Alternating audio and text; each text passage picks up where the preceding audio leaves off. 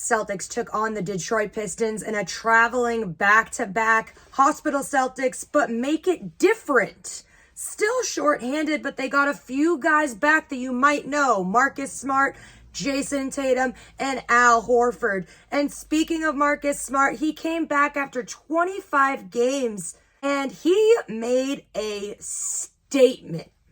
He had 9 points, 6 rebounds, 6 assists, and 6 steals. The first Celtics since Rondo back in 2011 to have those types of numbers. It honestly is a different game when Marcus Smart is on the court.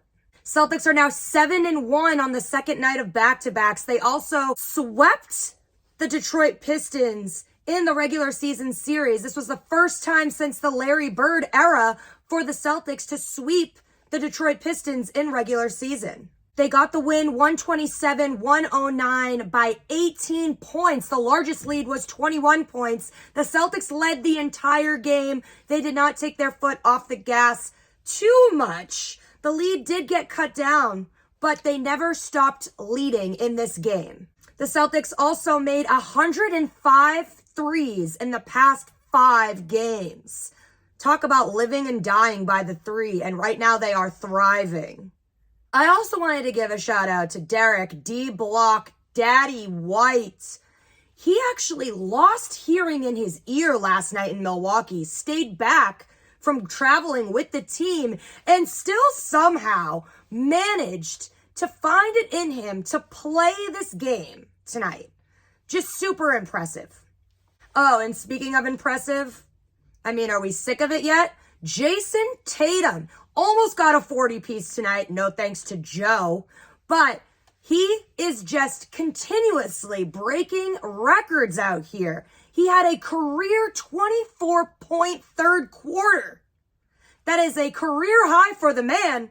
And also, he is the first in Celtics history to ever score that many points in a third quarter. Oh, and also he just casually leads the league in scoring in this season by 1,655 points. Luka is trailing behind him on that short list. And Paul Pierce was the last Celtic to lead the league in scoring back in 2001-2002 season. Tatum ended the night 38, 9 rebounds, 7 assists. Brogdon, 6th man of the year, off the bench with 25 points from shooting 10 of 14, and he had 6 assists. Derek White, 11 points, 6 assists, and 2 steals.